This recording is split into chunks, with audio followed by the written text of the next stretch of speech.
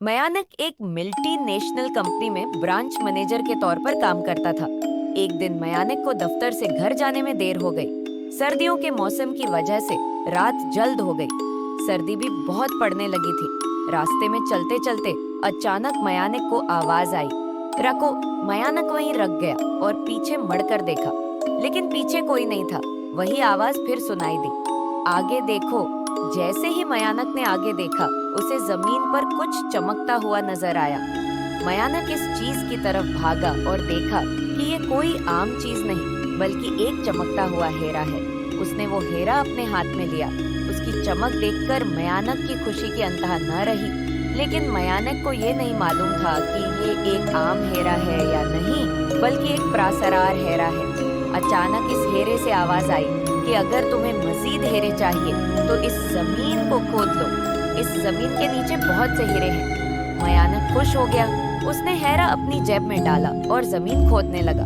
तकरीबन 2 फीट खुदाई के बाद अचानक मयानक खौफ से चीखने लगा, जिसकी वजह से वो अपना तवाजुन खो बैठा और जमीन पर गिर गया, क्योंकि इस गड्ढे में हीरे और मोती नहीं, बल्कि एक इंसान का कटा हुआ सर मिला था।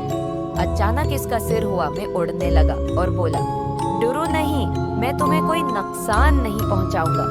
मैं तुम्हें बहुत से हीरे और ज़ेवरात भी दूंगा। बस मेरी बात गौर से सुनो और जहां भी जाऊं मेरा पीछा करो। फिर वो सिर हवा में उड़कर जंगल की तरफ बढ़ने लगा। तकरीबन 1 किलोमीटर चलने के बाद सर रख गया। मयानक भी रख गया। फिर इस सर ने मयानक को बताया कि इस जमीन के अंदर बहुत से हीरे, मोती और जवाहरात छिपे हुए हैं। इस जमीन पर खुदाई शुरू करें। मयानक खुश हुआ और उस जमीन को खोदने लगा। खुदाई के दौरान जमीन के नीचे से न सिर्फ हीरे और मोती मिले, बल्कि इस सर का कटा हुआ धड़ भी मिला। सिर ने कहा, आप तुम्हें एक आखिरी काम करना है, उसके बाद मैं तुम्हें अमीर बना दूंगा। आपको कहीं से खून का बर्तन लाना पड़ेगा। मयानक ने कहा, खून का एक कतरा? लेकिन मैं खून का एक बर्तन कहाँ से लाऊं? उस सर ने कहा, मेरे साथ चलो। वो डरावना चेहरा मयानक को अपने साथ लेकर कुछ फासले पर चला गया। वहां उसने एक आदमी को जाते देखा। इस सरबराह ने कहा कि इस शख्स को कत्ल करके उसका खून ले आओ। मयानक डर गया और बोला, नहीं नहीं, मैं ये नहीं कर सकता, मैं ये नहीं कर सकता। अगर तुमने ऐसा नहीं किया तो मैं तुम्हें बहुत मुश्किल में डालूंगा। फिर तुम्हारी सारी जिंदगी जहन्नम बन जाएगी। मयानक ने हाथ जोड़कर उससे कहा, मुझे माफ कर दो। अगर मैंने उसे कत्ल किया तो पुलिस मुझे गिरफ्तार कर लेगी और मुझे जेल जाना पड़ेगा। इस सरबराह ने अपने तंत्र मंत्र की ताकत से एक छुरी और एक बर्तन तैयार किया और गुस्से से कहा, अगर तुमने ये काम मेरे लिए नहीं किया तो मैं तुम्हारे पूरे खानदान को मार डालूंगा। मयानक ने मजबूरी में इस शख्स को मार डाला और उसका खून लेकर सर पर चढ़ गया। वो सिर खून देखकर बहुत खुश हुआ और कहने लगा, ये खून मेरे जिस्म पर लगा दो। इस सर के मशूरे पर मयानक ने अपने जिस्म पर खून अंडेल दिया।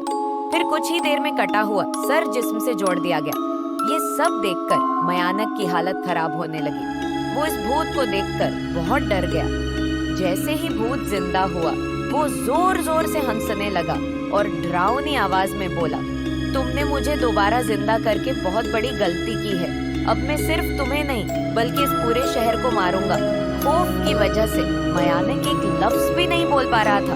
वो अपनी जान बचाने के लिए वहां से भागा, लेकिन इस भूत ने छलांग लगाकर मयानक को जमीन पर गिरा दिया और कहा, मुझे बहुत भूख लगी है, अब मैं तुम्हारा गोश्त खाऊंगा।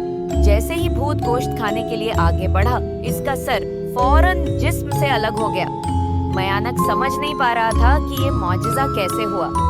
मयानक ने पीछे मुड़कर देखा तो वहाँ एक अघोरी बाबा खड़ा था।